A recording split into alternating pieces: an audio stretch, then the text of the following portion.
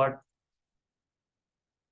Oke, selamat datang Pamigo semuanya yang sudah hadir di semester sore hari ini. Ada banyak yang sudah hadir dan mungkin sambil berjalan nanti kita akan kedatangan tim dari grup yang lainnya ya, yang akan bersama kita di sore hari ini.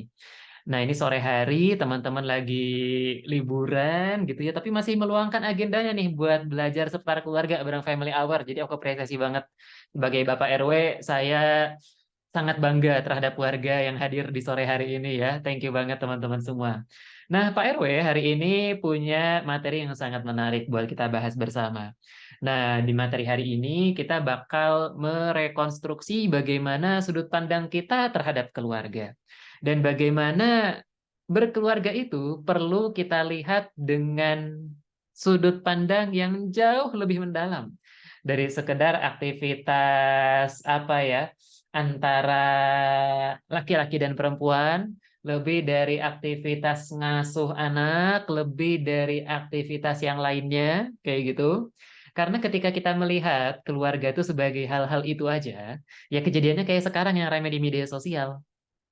Ya, ngapain kamu punya anak gitu kan? Mending nggak usah punya anak, masih bisa skincarean dan semacamnya, contoh gitu ya.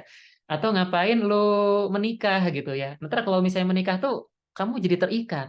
Awalnya ketika, terutama yang perempuan ya, awalnya bisa berkarir, bisa punya kerjaan bagus, gaji yang bagus, dan semacamnya bisa berkeluarga harus ngikut suami. Apa merdekanya perempuan seperti itu kan kayak gitu yang ramai di media sosial kan ya. Nah, hal-hal seperti ini yang akan kita clearkan di hari ini. Jadi siapkan buckle up ya, siapkan sabuk pengamannya. Nah, di sini aku memperkenalkan diri secara singkat dulu. Perkenalkan teman-teman semuanya, Famigo. Perkenalkan saya Asa. Saya ini Bapak RW-nya Family Hour. Kemudian saat ini beraktivitas sebagai product manager atau bisnis manager ya lebih tepatnya. Kemudian emang selama ini saya hobi ngomong teman-teman, termasuk juga punya ketertarikan nih ke dunia pendidikan dan keluarga. Makanya aku hadir di sore hari ini dan bersama teman-teman Family Hour bikin yang namanya Family Hour. Nah, itu karena minat aku sejak mahasiswa terhadap isu keluarga dan ketahanannya. Nah, hari ini kita bakal ngebahas terkait yang namanya bahagianya berkeluarga. Oh, ternyata belum diganti teman-teman captionnya masih menjadi pemimpin yang memiliki pengaruh. Ini bekas PPT kegiatan sebelumnya ya, pelatihan leadership di kampus sebelah. Ya, jadi kita hari ini akan membahas sebuah topik yang bisa jadi bagi sebagian orang ini intriguing karena ini menyangkut sesuatu yang sangat dekat dengan belief seseorang. Ya, ini berbicara terkait sesuatu yang sangat dekat dengan value yang kita yakini selama ini.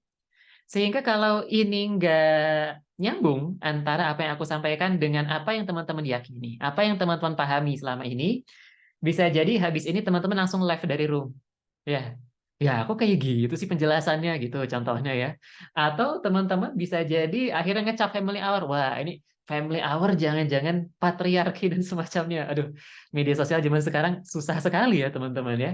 Kita pengennya ngomong A, diinterpretasikannya B gitu ya. Kemudian ketika masuk ke obrolan grup WhatsApp bapak-bapak ibu-ibu jadinya C. Misalnya kayak gitu ya. Nah, itu yang merepotkan teman-teman semua. Makanya nih, sebagai Bapak RW di sore hari ini, saya hendak menyatakan beberapa ultimatum proklamasi ya, ultimatum proklamasi. Yang pertama, materi hari ini akan begitu dekat sama yang namanya value kehidupan. Value yang kita yakini masing-masing. Sangat dekat ke sana. Ya. Karena begitu dekat dengan value yang kita yakini masing-masing, maka bisa jadi materi hari ini nggak cocok buat sebagian orang. Ya, bisa jadi nggak cocok buat sebagian orang karena apa yang menjadi dasar susunan materi hari ini itu adalah value yang membentuk saya sehingga hari ini. Ya, dan bisa jadi itu juga value yang membentuk hidup teman-teman hingga hari ini. Nah, itu ya poin pertama nih yang penting. Materi hari ini full banget dengan value. Karena full dengan value, semoga apa yang disampaikan nanti nggak bikin teman-teman misalnya tertrigger secara mendadak gitu ya, kemudian memviralkan family hour kemana-mana dan semacamnya ya. Karena tentu masih ada banyak banget ruang diskusi di rumah family hour kayak gitu ya. Nah, jangan sampai kita nih sebagai bagian dari rukun warga family hour kemudian satu sama lain saling bergunjing, saling coret dari kakak dan semacamnya. Nah, enggak. Sebagai Bapak RW, saya nggak pengen warga di sini jadi berantem, teman-teman semua ya. Nah, jadinya silahkan nanti kalau ada apa-apa kita berdiskusi dengan santai.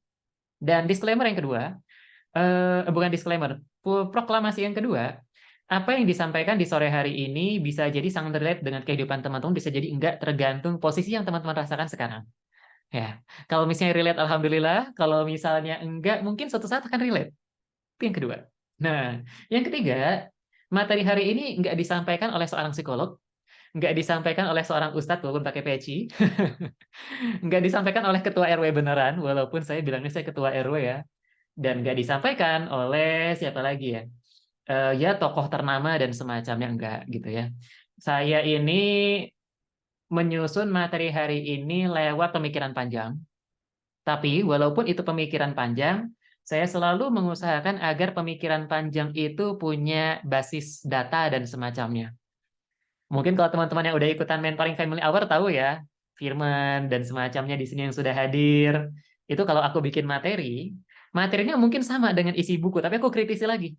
Nah, materinya mungkin sama nih dengan yang teman-teman dapati di luar, tapi aku kritisi lagi dan semacamnya. Di backup dengan data, cross check referensi lain dan semacamnya. Jadi harapannya materi hari ini bisa bikin teman-teman dapat sudut pandang yang lebih luas terhadap keluarga, sehingga bisa reconnect nih dengan itu keluarga dengan jauh lebih baik lagi, dan bisa dapat apa sih semangat yang pengen dibangun bareng-bareng nih di Family Hour untuk keluarga Indonesia semuanya. Oke, sampai situ ya teman-teman, sudah paham semuanya. Kita akan langsung masuk. Fadil suka keributan. Sama, saya juga suka keributan. Di sebelah baru debat ini. Debat gara-gara isu OSKM ITB, teman-teman. Barangkali ada yang ngikutin ya. Kan sekarang isu-isu penerimaan mahasiswa baru ini lagi santer ya di mana-mana ya. Ada yang viral jalur pinjol. Ada yang viral jalur nggak sholat. Ada yang viral jalur kayak UB itu viralnya jalur apa ya? Oh, dijemur kemudian pada tumbang. Nah, dan semacamnya ya. Nah, itu baru debat kemarin di sebelah. Tadi. Aku juga suka keributan, tapi di keluarga Family Hour, kita mengutamakan asas demokrasi gitu ya. Kita berdiskusi dengan oke, menerima pendapat satu sama lain, karena bahkan di keluarga Family Hour sendiri, nggak semua anggota tim utama Family Hour itu punya satu, apa namanya ya, pendapat yang sama.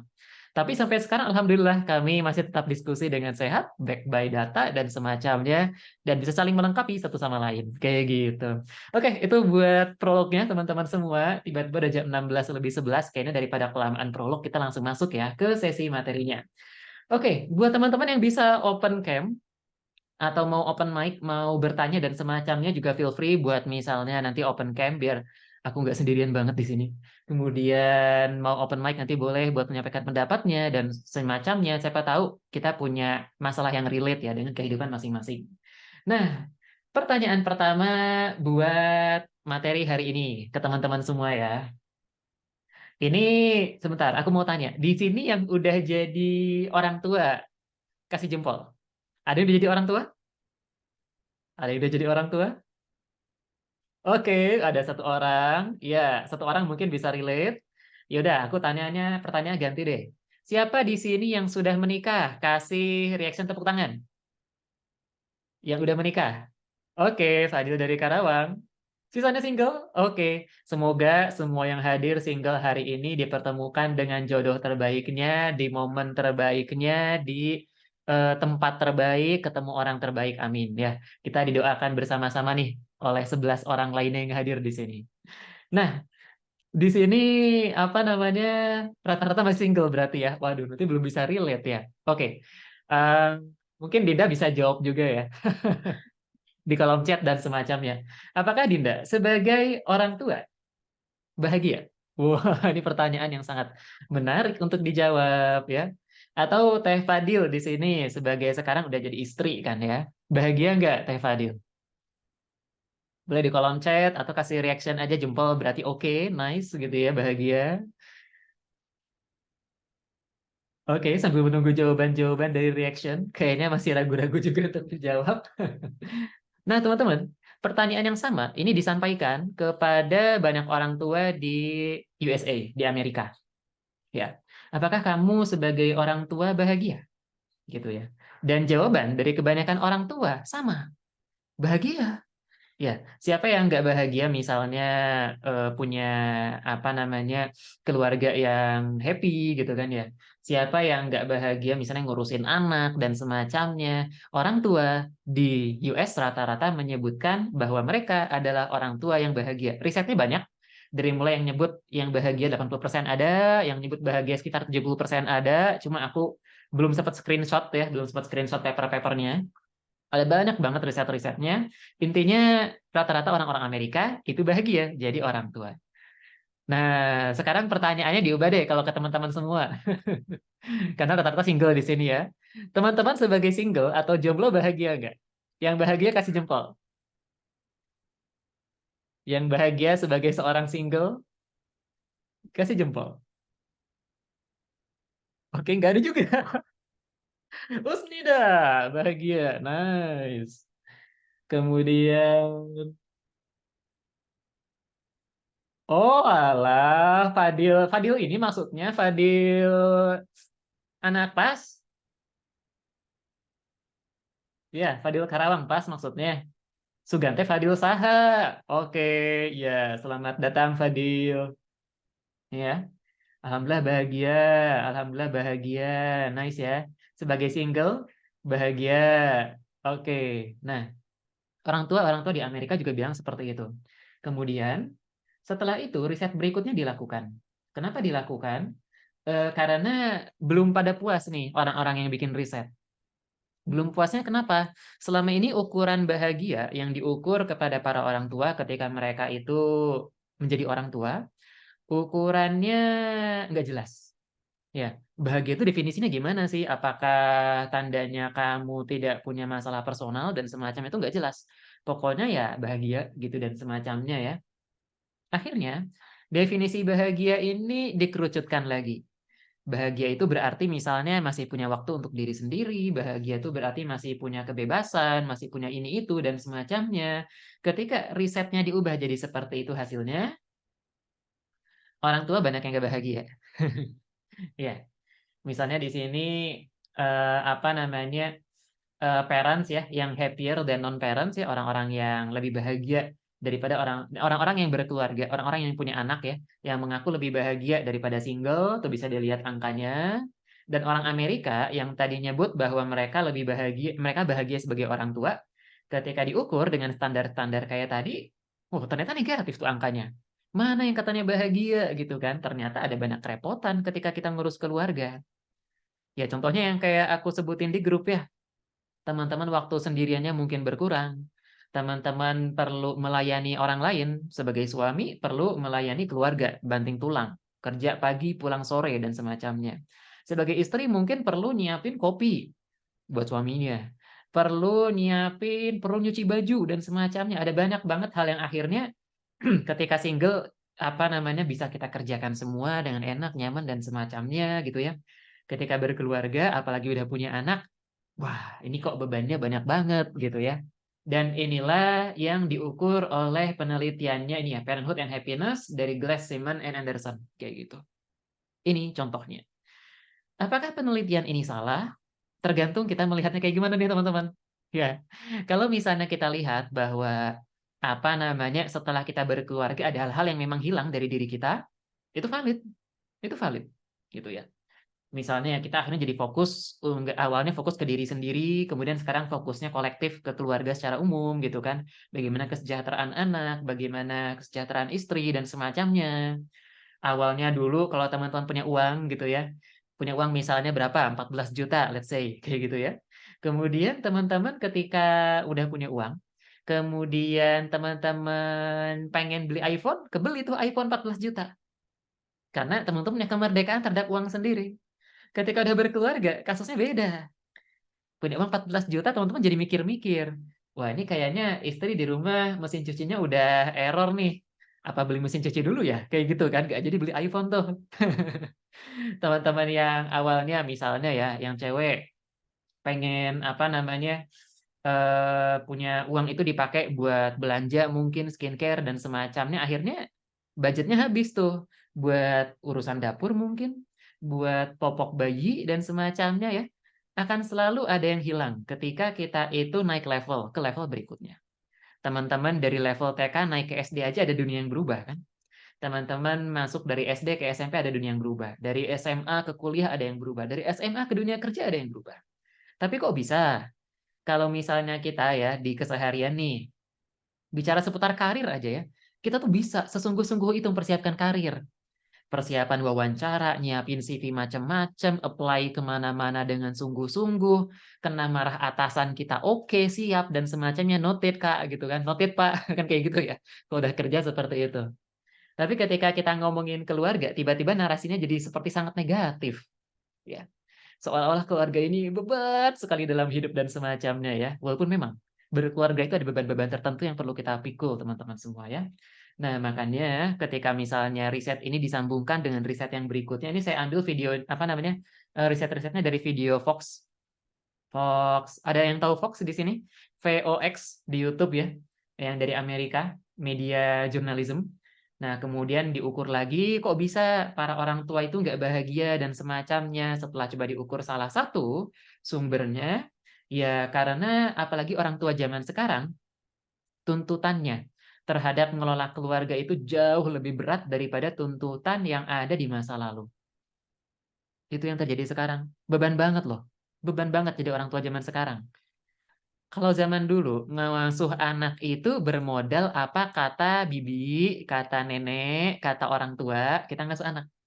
Sekarang ngasuh anak, teman-teman harus lihat paper. Harus lihat paper. Karena ternyata dari set A, dari set B, ternyata gizi A nggak cocok, ternyata makanan B belum cocok, dan semacamnya. Siapa yang udah mulai relate dengan hal seperti itu? Mungkin nanti teman-teman akan relate dengan hal seperti itu ya. Itu kerasa banget bebannya. Ditambah ekspektasi-ekspektasi dari orang. Generasi sebelum kita nggak ngerasain generasi zaman sekarang. Yang mana ekspektasi ketika punya anak tuh tinggi zaman sekarang. Ya kan?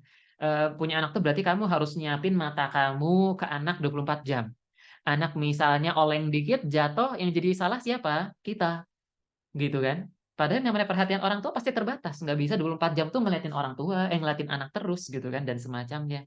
Ada banyak ekspektasi yang nggak make sense di tengah masyarakat kita terhadap keluarga. Itu bikin beban lagi tambah-tambah gitu ya. Makanya bikin orang akhirnya jadi malas berkeluarga dan semacamnya, dan itu terjadi di lingkaranku sendiri. Teman-temanku alumni ITB yang sekarang udah pada kerja di Jakarta, gajinya udah belasan puluhan juta double digit gitu ya. Yang dulunya mikir pengen punya anak, dulunya mikir pengen menikah, sekarang udah mulai mikir-mikir. Dosa, kayaknya gue punya anak maksimal 2 deh. Kayak gitu. Padahal dulu nggak ada kepikiran ke arah sana. Kayaknya kok sekarang aku mikir nikah itu merepotkan ya, Sa. Udah mengurusin kerjaan dari bos macem-macem gitu ya. Gue tuh nggak habis pikir, ntar kalau misalnya gue nikah, apalagi punya anak, bakal serempong apa kehidupan gue. Simpelnya kayak gitu. Ya, jadi udah mah tuntutannya besar, dukungan dari sekitar kita pun semakin menurun. Karena sekitar kita sekarang yang ada bukan mendukung, tapi menghujat gitu kan ya. Menghujat nih di medsos. Misalnya berat anak kurang dikit dikomentarin gitu kan ya. Misalnya apalagi kelihatan misalnya sebagai ibu aja kelihatan lebih kurus gitu ya. Ntar suaminya dikomentarin, istri kok nggak keurus dan semacamnya. Nanti ada kasus lagi misalnya bayi dikasih makanannya bubur-buburan, nggak langsung dikasih makanan pisang dan semacamnya dikomentarin. Bayi kok nggak dikasih gizi yang lain sih, padahal kan belum bisa makan pisang misalnya gitu ya. Itu contoh-contohnya. Ya, di lapangan seperti itu. Tekanannya makin berat karena media sosial kayak karena macam-macam gitu ya, dan dukungannya semakin kecil. Ya, karena memang masyarakat kita di dunia, nggak hanya di Indonesia, itu belum cukup suportif untuk mendukung keluarga. Ya, kita kan fokusnya kapitalisme, gimana industri itu running terus, bukan gimana well-being dari masyarakat itu terjaga. Ya kan, kayak gitu ya sekarang fokusnya ya. Makanya akhirnya kayak gini, keluarga itu dukungannya terbatas, negara dukungan ke keluarga terbatas, kayak gitu ya. Setiap hari pergi jam 7 pulang jam 7 malam atau jam 9 malam, bisa jadi akhirnya kayak Jepang. Orang-orang boro-boro mikirin menikah, ngurusin kerjaan aja nggak kelar, dan semacamnya. Gitu contoh-contoh nyata di lapangannya.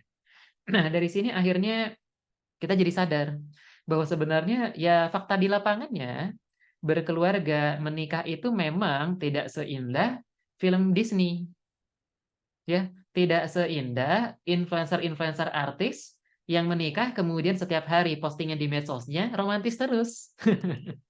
Ya, padahal artis-artis tadi balik layar ternyata nggak seromantis yang kita kira gitu kan ya. Itu kan contoh-contohnya ya, yang kemarin rame. Ada kasus-kasus seperti misalnya seorang seniman bikin liriknya bagus-bagus, ternyata keluarganya nggak sebagus liriknya dan semacam itu kan kenyataan di lapangan.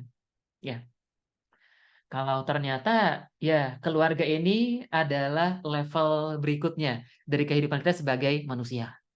Ya, banyak yang kita urus. Bayi, pendidikan, pressure, value, dan semacamnya. Makanya, teman-teman, sebelum berkeluarga, ekspektasinya harus clear terhadap keluarga. Harus clear dari awal. Ya, keluarga itu seperti apa? Kemudian menikah itu seperti apa? Makanya dalam Al-Quran, berkeluarga, menikah disebutnya mitsaqan ghalidho kan? Karena memang ada tanggung jawab besar yang dipikul bersama antar suami istri di sana. Bukan kewajiban seperti yang mungkin kita rasakan ketika pacaran bisa jadi gitu ya, atau yang lainnya. Yang kayaknya hidup tuh happy-happy aja, santai gitu ya. Nggak mikirin apa namanya listrik token bunyi sepanjang waktu, nggak mikirin iuran RW, nggak mikirin popok bayi dan semacamnya. Ketika dapat keluarga beda. Yang udah nikah bertahun-tahun aja, ketika udah menikah bisa ketemu pasangan akhirnya berbeda. Ya, bisa ketemu pasangannya sama pun gitu ya. Ternyata kok beda antara dulu pas pacaran dengan pas udah berkeluarga kan kayak gitu kenyataan di lapangannya ya. Nah, makanya aku pengen teman-teman sadari poin menarik di sini bahwa ya itulah keluarga. Ya. Di tengah kesibukannya dan semacamnya gitu ya. Mungkin ekspresi sebagian orang itu kayak gini. Ya. Senyum tapi sedih juga gitu ya. Ternyata capek juga sih Kang Asa kalau misalnya udah menikah gitu ya. Ada lagi mungkin yang akhirnya kayak gini, udah lesu, nggak punya apa namanya semangat lagi karena ya boro-boro mau bahagia, pasangan aja nggak suportif terhadap kehidupan di keluarga misalnya kayak gitu ya. Atau yang lebih parah dari itu ya sampai akhirnya di keluarga sifatnya abusive gitu ya. Keluarga itu jadi bogem gitu ya. Anak jadi bogem, pasangan jadi bogem dan semacamnya itu yang terjadi ketika ekspektasi kita dalam berkeluarga tidak benar. Pertanyaannya, di tengah keadaan dunia ini sejujurnya aku belum nyiapin PPT-nya dengan detail teman-teman karena belum sempat ya dari pagi kegiatan. Jadi aku sambil nulis di sini ya. Pertanyaannya, di tengah keadaan seperti ini apakah kita masih harus berkeluarga? Di tengah keadaan seperti ini apakah kita masih harus menikah? Tantangannya berat loh. Tadi bisa kelihatan ada orang yang bahkan liriknya bagus-bagus pun masih bisa abusive gitu kan. Ada misalnya orang-orang yang oke-oke dan lainnya di mana-mana gitu ya. Kok masih juga nih ketemu kasus-kasus yang bermasalah kayak gitu ya. Nah, itu yang terjadi teman-teman ya. Nah, akhirnya muncullah di sini value yang bisa membuat seseorang bertahan, survive sebagai keluarga bersama-sama. Nah, di sini aku sebutnya kita ini perlu sebenarnya menjadi keluarga yang passionate. Wow, menarik ya. Passionate family. Pertanyaan, passion itu artinya apa sih teman-teman? Kalau teman-teman ditanyain nih, follow your passion. Passion itu artinya apa? Ada yang tahu nggak? Arti dari passion. Apa coba passion? Mungkin di sini ada yang mau menjawab. Oke, dari Nur Fajriati Nadifa, minat, kesukaan. Oke, nice. Bakat bertemu minat. Oke, Irfan. Kang Irfan, oh ada Bapak juga di sini. Tepuk tangan buat Kang Irfan. Jempol 4 buat Kang Irfan. Ada lagi. Apa sih yang namanya passion? Kok bisa disebutnya passionate family? Kita kan kalau misalnya bicara passion, teman-teman ya, itu selalu bicara terkait hal-hal yang nampaknya indah ya. Kita memfollow passion kita, mengikuti minat kita, kesukaan kita, dan semacamnya. Itu namanya passion yang kita pahami selama ini dari kata-kata motivator gitu kan ya. Yang bikin bersemangat, yang bikin kita siap untuk apa namanya ya, maksimal di sana dan semacamnya. Itu makna yang selama ini kita kenali dari yang namanya passion. Ternyata passion itu punya makna lain. Nah, ini yang nggak terbahas. Ya. Mungkin teman-teman di sini ada yang pernah dengar kalau misalnya baca literatur Bible atau dan semacamnya dari umat Kristiani, ada yang namanya Passion of Jesus. Karena di Indonesia kita nggak banyak pakai istilah passion ini untuk hal seperti ini. Ada Passion of Jesus misalnya. Oh, apa itu Passion of Jesus? Apakah Yesus yang bersemangat, gitu ya, berminat dan semacamnya? Enggak. Pengorbanan. Pengorbanan Yesus. Itu kalau di teologinya orang-orang Kristiani. Dan sebenarnya passion itu salah satu maknanya itu, teman-teman. Ya. Karena memang salah satu value yang hilang dari masyarakat sekarang yang mungkin udah mulai hilang bisa jadi, udah mulai kerasa hilangnya adalah bagaimana kita ini bisa melihat segala sesuatu itu non transaksional, ya. Non transaksional. Kenapa kok bisa sekarang akhirnya kita itu menjadi masyarakat yang narasi di media sosialnya adalah fokus ke kebahagiaan masing-masing. Kamu menikah, bahagia nggak kamu sebagai pasangan ketika menikah? Kan kayak gitu ya yang sekarang rame ya. Kamu berkeluarga, kayak tadi pertanyaan risetnya Fox ya. Kamu berkeluarga, kamu udah punya anak, apakah kamu beneran bahagia sebagai ibu ketika udah berkeluarga punya anak? Itu kan dipertanyakan terus ya. Kemudian dipasang alat ukurnya dengan alat ukur yang material, yang sifatnya bisa terukur, dihitung. Oh, bahagia itu tandanya kamu punya waktu luang untuk diri kamu sendiri. Bahagia itu tandanya kamu bisa nabung untuk pleasure kamu, kayak gitu ya. Bahagia itu kamu bisa punya waktu buat ngerjain minat dan hobi kamu dan semacamnya, kan kayak gitu. Masyarakat kita sekarang kok bisa sih jadi seperti itu? Kayaknya kok kalau dulu-dulu orang tua kita misalnya ngedidik anak ya, yang ngedidik anak gitu ya. Nggak bisa mempertanyakan ke anak, "Nak, tahu nggak, aku tuh ngurusin kamu, sebenarnya aku tuh nggak bahagia." Nggak kayak gitu kan istilahnya ya. Nggak ada tuh hal-hal seperti itu dulu gitu ya. Kenapa bisa seperti itu? Ya sebenarnya banyak banget yang menjadi apa namanya ya, akar ya, kenapa kok kita sekarang jadi masyarakat seperti ini. Salah satunya karena memang akses terhadap kesuksesan, akses terhadap resource itu sekarang jadi lebih mudah. Teman-teman tuh sekarang mau sukses sendirian bisa, dalam tanda kutip, ya. Teman-teman tuh cukup bikin CV sendiri, apply Quokar sendiri, dan semacamnya sukses deh, gitu ya. Sementara zaman dulu buat sukses tuh pikirannya panjang. Harus punya koneksi di kerajaan, harus punya ini itu, harus berkabilah, biar kabilahnya survive dan semacamnya. Makanya orang-orang zaman dulu guyup, gotong royong. Zaman sekarang udah beda. Karena kita sekarang udah punya kemerdekaan terhadap diri kita masing-masing, punya freedom lebih luas untuk memilih sebagai istri, sebagai perempuan pengen berkarir kah, pengen studi kah, atau pengen menikah gitu ya. Sebagai cowok juga mau nikahin orang yang manapun silahkan. Bahkan sekarang kan definisi bebas itu semakin luas ya. Kamu mau milih gender apa silahkan, kayak gitu misalnya ya. Kalau orang yang nggak punya, eh, kalau anak yang nggak punya orang tua namanya apa dalam istilah seperti itu? Namanya transparent, karena nggak kelihatan parent. Ya tapi dibikin jok-jok seperti itu misalnya gitu ya. Jok bapak-bapak, mohon maaf ya, tidak bermaksud macam-macam. Nah itu nyatanya seperti itu gitu ya. Nah itu yang terjadi sekarang teman-teman ya. Kita semakin individualis sebagai manusia, semakin fokus ke diri kita sendiri. Itu yang terjadi sekarang. Bagaimana kita melihat happiness itu dari diri kita. Sementara hal itu bukan menjadi fokus generasi-generasi sebelum kita. Termasuk kalau kita bicara apa yang terjadi di Islam. Itu contohnya yang menarik banget, teman-teman. Coba, aku pengen tanya ke teman-teman semua. Pernah nggak ketika kita bicara terkait happiness nih, passion atau happiness ya? Pernah nggak teman-teman ngedengar di Al-Quran atau hadis, ada Rasulullah atau Allah berbicara kepada kita bahwa kejarlah kebahagiaan pribadi.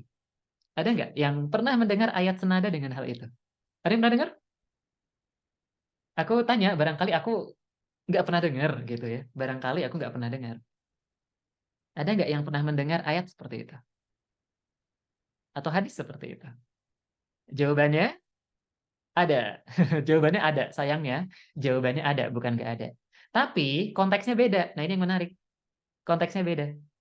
Kalau kita kan di zaman sekarang ketika ditanya untuk mengejar kebahagiaan pribadi, itu konteksnya kebahagiaan personal kita.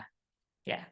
Tapi kalau dalam Al-Quran atau dalam hadis, kalau bicara pribadi, maka hal yang dibicarakan dalam konteks pribadi itu contohnya yang pertama, selamatkanlah dirimu dan keluargamu dari api neraka. Yang pertama, sifatnya menjaga diri dari hal-hal yang dilarang. Konteks pertama. Konteks kedua, kalau bicara diri sendiri atau yang sifatnya individualis, misalnya ya, dalam sebuah hadis, seorang sahabat itu pernah bertanya ke Rasulullah, "Ya Rasulullah, gimana nih jadinya kalau ada misalnya orang yang di dunia itu punya sendal bagus, punya pakaian bagus, dan semacamnya, kayak gitu ya. Apakah itu termasuk orang yang sombong dan semacamnya?" Kata Rasulullah, apa? Yaitu adalah apa namanya, kabar gembira yang disegerakan untuk orang-orang yang beriman. Ya, jadi kalau kita, ini konteks kedua yang menarik ya. Bahkan kalau kita dapat kebahagiaan di dunia, maka kebahagiaan itu adalah sesuatu yang disegerakan. Ya, disegerakan dari apa coba? Dari nikmat sesungguhnya yang harusnya kita peroleh di surga. Kayak gitu contohnya. Ya, bahkan ketika kita bicara kebahagiaan, itu konteksnya bukan bagaimana caranya diri kita itu bahagia as a person gitu ya. Tapi bagaimana cara kita itu mengelola kebahagiaan tersebut, mengelola ekspektasi itu dan semacamnya. Contoh konteks lain. Bahkan konteks ini akan lebih relevan dengan keadaan sekarang. Ayatnya ada nama saya. Asa an tuhibbu syai'a wa huwa syarrul lakum wa asa an takrahu syai'a wa huwa syarrul lakum. Menarik ya? Bahkan kalau misalnya di Al-Qur'an secara spesifik tuh udah nyebutin, jangan-jangan apa yang menurut kamu bahagia ya. Konteksnya menarik ya. Menurut kamu bahagia nih. Menurut aku itu membahagiakan diriku gitu ya. Bisa jadi itu buruk buat kamu. Dan hal yang bisa jadi menurut kamu buruk, bisa jadi itu justru yang terbaik buat kamu. Tambah menarik lagi ya. Nah, itu poin-poin yang sekarang ini value-nya mulai hilang di masyarakat kita. Karena kita menjadi pribadi yang semakin individualis, melihat ke diri kita, melihat apa yang sudah kita raih dari sekitar kita. Ya, akhirnya kita lupa dengan kebaikan kolektif, dengan misalnya common sense sebagai masyarakat, dan semacamnya. Kayak gitu. Contoh-contoh sederhananya. Pertanyaan berikutnya, lantas, ya Kang Asa, yang namanya kebahagiaan itu kan esensial. Ya di dunia apa namanya, ya walaupun misalnya aku tuh nggak goalnya bahagia-bahagia amat sih, nggak materialis banget. Tapi kan bahagia tuh ya membahagiakan. Siapa sih yang nggak mau bahagia gitu kan istilahnya ya. Nah terus gimana dong keadaannya sekarang? Apakah aku harus mengejar kebahagiaan pribadiku sehingga misalnya nggak berkeluarga, nggak punya anak dan semacamnya? Atau ngikutin yang tadi tuh tetap kerepotan tapi aku sendiri nggak bahagia. Nah, kalau pertanyaannya kayak gitu, semakin filosofis ya seputar keluarga nih obrolannya. Teman-teman jawabannya kayak gimana? Ada yang mau jawab nggak? Oh, berkeluarga merepotkan. Gimana tuh jawabannya? Ada yang mau jawab nggak? Kalau nggak ada, aku lanjut. Udah mulai pusing ya? Zara, pusing ya? Oke, oke. Kebayang nggak sih teman-teman ya? Di mana nih sekarang kita tuh pertentangan idenya. Ada orang yang menganggap semua hal ini sebagai hal materialis, bisa diukur, semua ini bisa dilihat gitu ya. Semua ini tuh harus memberikan benefit langsung kepada diri kita. Di sisi lain, dalam Al-Quran kita justru nggak diminta untuk mengukur hal tersebut. Nah terus, gimana dong caranya aku bahagia di dunia? Nah, kita belajar dari konsep passionate family ini teman-teman semua. Maksudnya kayak gimana? Karena kalau misalnya ini kembali ke value ya, makanya aku bilang sejak awal materi hari ini full value. Bisa jadi cocok, bisa jadi enggak buat teman-teman semua. Kenapa kok saya akan tetap meminta teman-teman semua, meskipun melihat di depan mata ada banyak masalah. Ya. Meskipun melihat di depan mata ada banyak masalah. Meskipun melihat di depan mata di sisi lain selain ke masalah ini ada kebahagiaan juga gitu ya. Dan semacamnya kayak gitu kan ya. Tapi aku tetap meminta teman-teman semua untuk bahagia ketika berkeluarga. Kenapa? Karena teman-teman semua pada dasarnya apalagi buat teman-teman yang muslim, di sini muslim semua nggak ya? Aku tidak tahu soalnya, tidak bisa mengontrol siapa aja yang hadir hari ini. Nah, terutama buat teman-teman yang muslim, sebenarnya ketika kita bicara terkait kebahagiaan pribadi dan semacamnya, ada satu poin menarik yang mungkin justru nggak banyak kita bahas dalam majelis-majelis kita, dalam diskusi-diskusi kita seputar happiness, yaitu apakah Allah bahagia? Nah, apakah Allah meridhoi apa yang kita lakukan? Karena kan endingnya bagi seorang Muslim, kebahagiaan sejati itu apa yang akan kita dapatkan setelah afterlife. Ya, setelah kematian, bukan setelah afterlife, setelah kematian, di afterlife nanti. Itu kebahagiaan sejati yang sejak awal ekspektasinya perlu kita pasang di pikiran kita saat hidup di dunia. Kalau ekspektasinya udah kayak gini nih, kita udah menganggap bahwa tujuan akhir kebahagiaan itu ya surga. Tujuan akhir kebahagiaan itu rahmatnya Allah. Allah ridho yang penting sama saya. Ya, mau di dunia aku punya dosa kayak gimana gitu ya. Aku misalnya begajulan dan semacam itu, aku mengharap rahmat dan karunia, ridho dan semacamnya dari engkau dan semacamnya. Itu goal kita ya. Kalau ekspektasi kita yang pertama udah ini, maka ekspektasi kedua yang perlu diluruskan ketika hidup di dunia adalah, dalam Islam, kita melihat kalau misalnya dunia itu selalu dianalogikan sebagai tempat peristirahatan sementara, gitu kan. Dalam perjalanan kita istirahat sebentar aja ke dunia, kemudian jalan lagi ke akhirat, gitu kan. Atau dalam istilah-istilah yang lainnya disebutkan bahwa dunia memang tempatnya ujian orang-orang beriman dan semacamnya. Ya. Nah, karena kita sudah bisa berekspektasi bahwa dunia ini adalah isinya adalah ujian, maka ujian yang kita peroleh ketika di dunia itu akan bisa lebih relevan justru dengan ayat yang disampaikan oleh Allah kan. Ya sudah jelas kok dunia itu tempat ujian. Kalau mau berfoya-foya, bersenang-senang ya sudah, silahkan gitu istilahnya ya. Tapi dunia ini kan memang momennya kita diuji, teman-teman semua ya. Passion itu kayak gitu. Kita itu siap berjuang, siap bertempur, siap memperjuangkan, siap bertempur, siap pasang badan untuk sesuatu yang kita yakini, untuk sesuatu yang kita perjuangkan. Itu namanya passion. Passion of Jesus. Atau misalnya teman-teman di sini ada yang bekerja, kemudian pengen naik karir, sampai pengen sebegitu seriusnya pengen naik karir, teman-teman kerjanya lebih dari 40 jam dalam satu pekan, melebihi kebijakannya kementerian dan semacamnya, kayak gitu ya. Tapi teman-teman menikmati hal itu, menikmati setiap detik perjuangan dalam bekerja, menikmati setiap detik perjuangan ketika teman-teman buka laptop, mengetik dan semacamnya. Kenapa? Karena ini adalah proses yang teman-teman nikmati dan teman-teman tidak berekspektasi macam-macam. Ya karena memang aku pengen naik kerja, pengen naik karirnya, aku harus siap berjuang.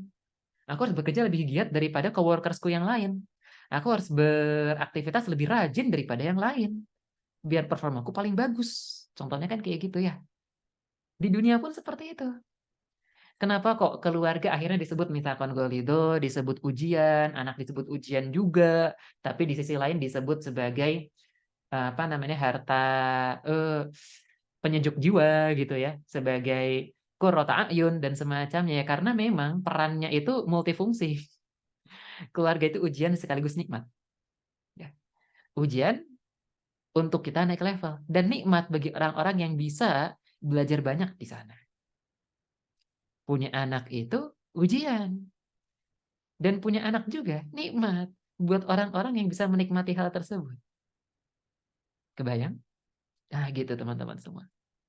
Jadi ketika kita bicara reconnect with our family gitu ya. Teman-teman ke depan itu pengen menikah, pengen punya anak, kita harus memasang ekspektasi yang betul terhadap keluarga. Ya memang seperti itu keluarga, ya. Kalau misalnya kita di sini siap untuk berjuang untuk ujian nasional, masuk perguruan tinggi favorit dan semacamnya, sebenarnya hal-hal serupa juga kita rasakan ketika berkeluarga. Lantas kenapa hal yang lain itu bisa memperjuangkan sedemikian rupa, tapi untuk berkeluarga kita kok rasanya begitu banyak alasannya ya? Nah, gitu contohnya. Kan sering kejadian kayak gitu ya. Bapak-bapak misalnya, kalau di kerjaan itu keren banget, dia tahu design thinking, dia tahu manajemen waktu yang keren, dia tahu gimana caranya staff itu solid dan semacamnya. Masuk ke rumah, rumahnya berantakan. Ini kan kayak dikotomi keahlian ya. Kok di tempat kerja bisa profesional, masuk ke keluarga berantakan. Nah, ini contoh-contohnya teman-teman semua. Kita ini terlalu dikotak-kotakan ya. Terlalu dikotak-kotakan dengan hal-hal seperti ini. Kok seolah-olah melihat segala sesuatu itu berbeda gitu ya. Kok kita itu misalnya ya bisa berjuang sedemikian rupa buat masuk perusahaan, masang CV-nya yang oke, apply-nya kemana-mana, tapi kita buat ta'aruf nikah nggak sesungguh-sungguh itu. Ya, CV kita ala kadarnya. Jadi orang tuh nggak bisa jelas tahu, ya calon pasangan tuh nggak bisa jelas tahu value hidup kita apa lewat CV kita. Karena ngisinya asal-asalan, misalnya kayak gitu kan. Nyari pasangan juga asal, kayak gitu misalnya ya. Tidak dicek backgroundnya mungkin, tidak mencoba untuk mencari jejaring yang kondusif buat dapat pasangan terbaik dan semacamnya gitu ya. Tapi kalau urusan kerja, kita apply-nya kemana-mana gitu ya, nyiapin CV terbaik, portofolionya oke, bahkan kita ikutan bootcamp. Harganya belasan juta, puluhan juta, cuma buat dapat pekerjaan tertentu. Itu contoh di lapangan nih. Ya. Nah, jadi itulah yang terjadi saat ini teman-teman semua ya. Kembali ke happiness tadi, kita itu perlu bisa melihat apa namanya, perlu bisa menyeimbangkan ya. Menyeimbangkan bagaimana kita melihat perjuangan di keluarga dengan narasi-narasi yang ada di luar sana. Ya, kalau ada orang di luar sana bilang suami mana lagi, cowok mana lagi yang bisa aku percaya kayak gitu ya. Di sini teman-teman bisa apa ya, mempromosikan bahwa alhamdulillah aku memilih cowok yang tepat misalnya kayak gitu kan ya. Biar orang lain tuh nggak parno dengan keluarga, nggak parno dengan menikah dan semacamnya karena memang ibadah dalam pernikahan dan berkeluarga itu sebesar itu ibadahnya. Ya, bootcamp ta'aruf. Dari Teh Lulu ya bootcamp ta'aruf. Ada kelas ta'aruf ya, kelas ta'arufnya Teh Ju. Nah, Teh Ju tuh ada. Contohnya kayak gitu teman-teman semuanya. Buat urusan-urusan seperti itu kita kok begitu sungguh-sungguh, tapi ketika kita bicara terkait keluarga yang itu berisi komitmen kita sehidup semati dengan seseorang, berisi apa namanya ya, eh istilahnya apa ya, bagaimana komitmen kita gitu dan semacamnya gitu ya, itu kita nggak bisa sesungguh-sungguh itu ya. Nah, disitulah kita perlu meluruskan bersama-sama ya terkait bagaimana kita melihat keluarga. Nah, terus kembali ke happiness tadi, terus gimana dong caranya kita ini bisa melihat hal yang merepotkan menjadi hal yang membahagiakan bagi diri kita. Ini poinnya menjadi semakin menarik. Teman-teman semua, dunia kita ini sekarang terlalu maskulin. Terlalu maskulin. Maksud terlalu maskulin gimana? Kalau kata Bang A, terlalu maskulin yang dimaksud ini kita tuh melihat segala sesuatu, standar sukses dan semacamnya dengan sesuatu yang itu menjadi standar sukses dan kerennya laki-laki. Laki-laki itu kan kalau udah bertempur di dunia DPR, bertempur di dunia kepresidenan, bertempur di dunia pekerjaan, yang mereka lakukan seperti itu. Ya, mereka apa namanya jabatan tinggi tandanya keren gitu kan ya. Kemudian gaji besar tandanya mantap gitu ya, bisa punya mobil sendiri tandanya oke dan semacamnya kayak gitu ya. Hal-hal materialis seperti ini nih yang bikin para cowok musi pusing zaman dulu ya sampai sekarang. Itu yang ada sekarang. Ya, kita ini jadi apa namanya kita ini jadi pusing sekarang ya. Karena standar kesuksesan sekarang dilihatnya seperti itu. Ya. Yang keren itu tandanya yang maju jadi CEO, yang keren itu tandanya yang apa namanya jadi pemimpin, jadi apa dan semacamnya kayak gitu ya. Padahal dalam fakta di lapangan, kepemimpinan yang baik itu butuh followership yang baik. Contohnya kayak gitu. Makanya Bapak Ibu semuanya ya, terutama ibu-ibu di sini, jangan sekalipun ibu-ibu di sini mendiskreditkan peran apapun dari seorang ibu rumah tangga. Jangan. Kenapa? Karena peran komplementer itu selalu dibutuhkan dalam kehidupan. Dan mana yang lebih mulia antara orang yang di depan jadi pemimpin, misalnya sama orang jadi komplemen, jadi follower dan semacam mana yang lebih mulia? Semua tuh punya, sama-sama punya tanggung jawab dan peluang meraih kemuliaan. Gitu, teman-teman. Jangan merasa misalnya nanti apa namanya ya, tiba-tiba harus fokus ngurus anak dan semacamnya, kemudian ini adalah apa namanya program patriarki dan semacamnya. Enggak, saudara-saudariku semua yang hadir di sini ya. Enggak. Justru kita tuh butuh semuanya. Suami yang bertanggung jawab gitu misalnya ya. punya peran-peran yang baik di keluarga, nggak menghilang dan semacamnya. Juga orang yang emang bisa ngehandle keluarga dan semacamnya. Itu kalau kenyataannya di lapangan bisa punya apa namanya, kemampuan manajemen yang oke antara ngurus keluarga dan ngurusin apa namanya kerjaan dan semacamnya. Itu orang hanya sebagian orang yang mendapatkan rahmat Allah saja yang bisa dapat balance dalam segala hal. Kenyataan di lapangan kayak gitu.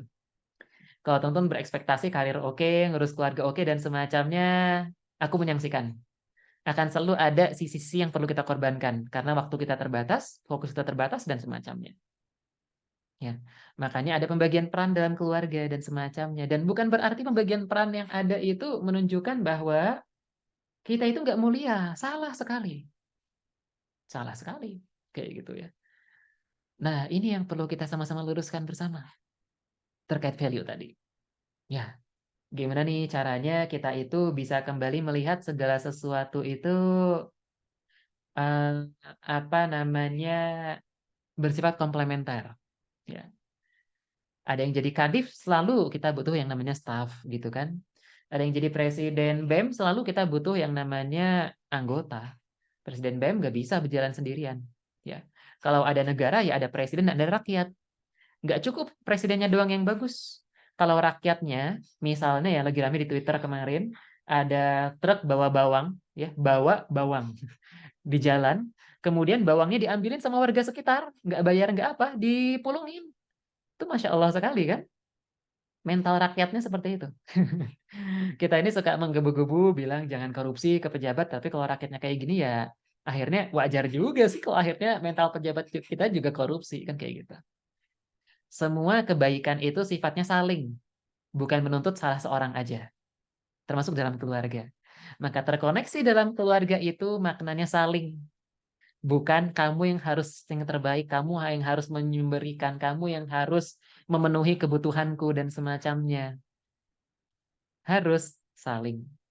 Reconnect with family, ketika kita bicara terkait ujian-ujian tadi, maka poin pentingnya adalah saling. Ya, bukan bicara terkait siapa yang paling capek di rumah. Karena dari risetnya teman-teman semua ya, risetnya unik banget. Teman-teman bisa lihat video di Veritasium. Di Amerika juga dilaksanakan risetnya ya. Keluarga, suami istri itu kan kalau misalnya di kehidupan sehari-hari biasanya saling tuntut ya. Lu nih yang gak becus gitu ya, gue tuh kontribusinya di rumah tangga jauh lebih besar daripada kamu. Aku kerja dari pagi sampai sore, sampai malam, bahkan sebagian bapak-bapak ya. Semoga Allah berkahi semua bapak-bapak yang bekerja dari pagi sampai malam, luar biasa, Masya Allah. Dan yang istri juga kayak gitu loh. Kamu gak lihat aku tuh capeknya kayak gimana dari pagi sampai sore. Ngurusin anak. Anak nangis juga cuma aku yang ngedengerin. Anak ganti popok, aku yang ganti popok dan semacamnya. Risetnya membuktikan ya semua orang gitu ya yang berkonflik di keluarga pasti merasa punya kontribusi besar terhadap keluarga. Dan orang lain yang salah. Kayak gitu ya. Tapi ketika risetnya dibalik, pertanyaannya ya, kira-kira problem di rumah tangga yang terjadi sekarang itu berapa persen ya? Berapa persen sih yang disebabkan oleh kamu? Kayak gitu ya. Ternyata jawabannya menarik. Yang suami menganggap problem di rumah tangga sebagian besar disebabkan oleh dia. Yang istri ketika ditanyain menjawab problem yang banyak di keluarga disebabkan oleh dirinya sendiri. Wah, itu menarik sekali kan? Ketika bicara saling menuntut, kita merasa kita ini punya power lebih dibandingkan yang lain. Tapi ketika kita bicara siapa sih yang sebenarnya paling banyak salahnya di rumah, ternyata kita ngelihat ke diri sendiri kita yang lebih banyak justru ya. Gitu contohnya ya. Itu contoh sederhana yang menarik dari risetnya. Itu bisa dibuka video di Veritasium. Ada contoh sampel risetnya seperti itu. Gitu teman-teman ya. Karena ketika bicara reconnect with family, urusan-urusan yang besar ini memang didesain untuk diselesaikan oleh tim. Memang didesain untuk diselesaikan oleh masyarakat. Didesain untuk diselesaikan oleh pemerintah. Enggak diselesaikan oleh diri masing-masing. Ketika kita bicara kebahagiaan, akhirnya kebahagiaan ini jadi kebahagiaan yang perlu dipikirkan bersama-sama secara kolektif. Bukan hanya oleh suami, bukan hanya oleh istri, bukan hanya oleh keluarga. Bahkan oleh RW, bahkan oleh pemerintah. Karena yang menyebabkan kondisinya sekarang, misalnya para bapak pergi pagi, pulang malam, ya industri kita. Yang semuanya diatur oleh pemerintah, diatur oleh pasar. Misalnya kayak gitu ya. Ya, ngurus keluarga ini memang seperti itu. Masalahnya banyak dan nyambungnya ke mana-mana. Keluarga akhirnya melibatkan pemerintah, melibatkan RW, melibatkan community. Karena desain keluarga atau manusia ya. Manusia sejak awal hidup itu didesain memang untuk bersama-sama ya, saling tadi. Bukan untuk apa namanya bekerja sendiri-sendiri gitu teman-teman semua. Oke, itu sedikit cerita-cerita. Aku kayaknya tadi mau menyampaikan sesuatu yang lain deh, tapi kok lupa ya mau menyampaikan apa ya. Ya, itu teman-teman semua sesi kita buat apa namanya ya sore hari ini. Habis ini kita masuk ke sesi tanya jawab santai, diskusi santai ya. Terkait reconnect with family, terkait value yang membangun kita agar kita survive di keluarga seperti apa. Oh, terakhir banget teman-teman semua. Aku belum sebut ini nih malah ya. Bicara terkait kebahagiaan, kenapa kok dalam Al-Quran atau dalam hadis kita tuh nggak banyak bicara terkait kebahagiaan personal, ya? Karena sejak awal value yang diangkat kepada setiap hamba, ya, kepada setiap hamba, terutama bagi yang Muslim, itu memang value keberserahan diri dan value pengorbanan. Itu dalam Islam. Dan itu udah langsung kejawab dari arti Islam itu sendiri. Islam itu artinya apa? Aslama yuslimu islaman. Berserah diri. Ya, nggak merdeka kan? Berserah diri. Berserah diri itu kan tandanya kebahagiaan kita dan semacamnya itu kita serahkan kepada Allah, gitu kan? Ya, itu value mendasar. Semua bicara terkait pengorbanan. Kalau kita lihat kasus-kasus yang terjadi pada para nabi, terutama Nabi Muhammad misalnya, atau Nabi Musa, Nabi Isa, itu selalu bicara terkait pengorbanan. Para sahabat pun demikian. Para sahabat ketika mendapat perintah sesuatu, mereka nggak bilang, ya Rasulullah, kalau disuruh perang begini mah gue nggak bahagia. Nggak bilang kayak gitu. Ya, nggak bilang seperti itu. Tapi ya kalau itu yang Allah perintahkan, sami wa ta'na. Oh, gitu kan. Kalau misalnya apa namanya, eh, kalau misalnya untuk membela engkau ya Rasulullah, aku sampai harus berperang kemudian terpotong lenganku, aku siap ya Rasulullah, gitu kan? Kan seperti itu.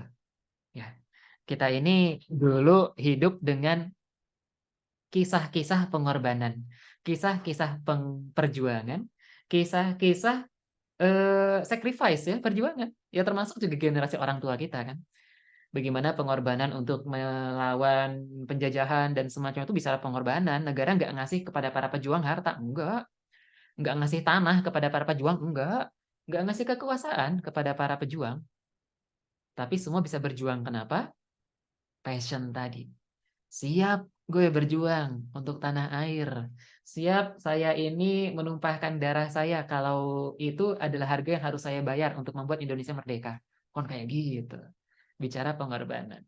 Nah sekarang karena kita nggak punya musuh bersama, nggak punya sesuatu yang perlu dikorbankan bagaimana-bagaimana, kali ini mulai luntur. Ya.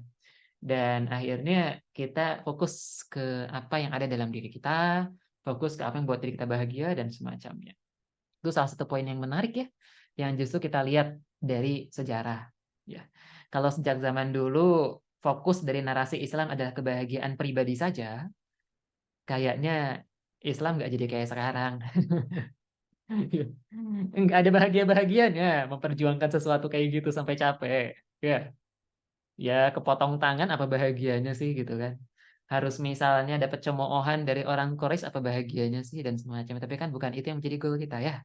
Goal kita adalah bagaimana apa yang kita perjuangkan di dunia, Allah nilai sebagai sesuatu yang worth it bagi kita untuk silahkan kamu wahai Asa, wahai Firman, wahai Hana, wahai Hidayah, wahai Fadil, wahai Novia, dan semacamnya. Karena pengorbanan itu kamu layak untuk masuk surga. Gitu goal kita. Itu aja teman-teman semua buat sesi sore hari ini. Kita masuk ke sesi tanya jawab, dipersilahkan. Oh ini kita pernah diskusi ya Neng Hani, sebenarnya ini udah terjawab nih di diskusi keluarga kita, cuma mungkin biar pada aware juga ya. Pertanyaan pertama, Sambil teman-teman di sini kalau ada yang mau bertanya, kita punya waktu kurang lebih 15 menit ke depan sampai 30 menit ke depan. Dari Neng Hanifah. Kan suka disebutin ya kalau misalnya kita sebagai orang tua itu misalnya ya, kita tuh punya perlu selesai dengan diri sendiri dulu nih sebelum kita beraktivitas dengan anak. Karena kalau kita nggak selesai dengan diri sendiri, nanti anak yang jadi korban. Kita ngambek gitu, kita jadi apa namanya begini begitu dan semacamnya gitu ya contohnya ya. Nah, terus gimana kalau kejadiannya seperti itu? Apakah tandanya kebahagiaan seorang istri tidak esensial untuk ngurus anak? Ini pertanyaan yang bagus. Nah, teman-teman semua, fokus narasi kita pada perjuangan, pada apa namanya ya, pengorbanan tadi dan semacamnya bukan berarti kemudian kita sama sekali tidak melihat diri kita masing-masing. Jadi maksud dari materi sore ini itu bukan bilang bahwa ya kalau harus berjuang, maka teman-teman semua tuh harus berjuang sampai berdarah-darah deh walaupun nggak ngurusin diri sendiri, nggak seperti itu. Ya. Tapi kita itu perlu bisa melihat ini dengan lebih rasional, dengan lebih ekspektasinya itu dengan lebih jelas, kayak gitu ya. Maksud ekspektasi lebih jelas tuh kayak gimana? Sekarang itu yang bikin para pemuda susah menikah, salah satunya karena ekspektasi yang tidak jelas, gitu ya. Ekspektasinya misalnya ketika menikah suami minimal gaji double digit dan semacamnya, itu termasuk yang susah dipenuhi, ya. Susah dipenuhi karena kebanyakan orang tidak punya privilege untuk punya gaji sekian di usia usia primanya menikah. Contohnya kayak gitu. Ya. Atau seseorang itu tidak punya apa namanya ya, privilege bahkan ya untuk memenuhi seluruh kebutuhan dia sebelum dia itu ngurusin anak, kayak gitu. Maka ekspektasi kita di sini itu perlu diluruskan dulu. Maksud diluruskan tuh kayak gimana? Karena tadi kita memahami bahwa mengurus keluarga itu adalah bagian dari ujian kehidupan kita dan semacamnya, kayak gitu ya. Maka kita di sini perlu bisa menimbang, ya, menimbang. Berjuang sambil menimbang, berjuang sambil memenuhi kebutuhan kita, kayak gitu ya. Maksudnya kayak gimana? Hmm, hal-hal yang bersifat sangat esensial buat kehidupan kita, kayak gitu ya. Itu adalah hal yang tidak terelakkan agar kita ini bisa mikirin hal lain yang lebih besar. Itu fakta di lapangan ya. Kalau kita bicara psikologi dan semacamnya, piramida Maslow itu relate banget. Kalau teman-teman terpenuhi kebutuhan sandang pangan papanya, insya Allah teman-teman punya waktu buat mikirin perguruan tinggi. Punya waktu buat mikirin investasi. Punya waktu buat mikirin apa ya, studi S3 dan semacamnya. Kayak gitu kan. Tapi ketika kita itu hal-hal mendasarnya tidak terpenuhi, maka kita itu nanti tidak sempet tuh bikin hal kayak tadi. Kenapa kok misalnya warga-warga yang ada di desa kadang nggak kepikiran buat kuliah dan semacamnya karena ya fokus mereka untuk memenuhi fungsi Abraham Maslow itu yang paling bawah dulu. Clear dulu tuh semuanya dan semacamnya gitu kan contohnya ya. Buat pribadi, baru mikirin yang lain yang besar dan semacamnya kayak gitu. Jadi yang penting di sini adalah teman-teman sebagai individu memahami poin-poin besarnya. Teman-teman tuh kayak punya perbendaharaan besar. Bagaimana cara nge-manage ekspektasi dan nge-manage kebahagiaan diri sendiri. Ya, itu perlu perbendaharaannya itu kita update sepanjang waktu. Apa yang membuat kita bahagia dan semacamnya itu kita update. Makanan apa sih yang membuat kita bahagia? Boba yang ada di depan Alfamart kah? Gitu misalnya ya. Cendol yang ada di samping Indomaret kah? Atau belanja produk branded kah? Dan semacamnya itu perlu kita pahami.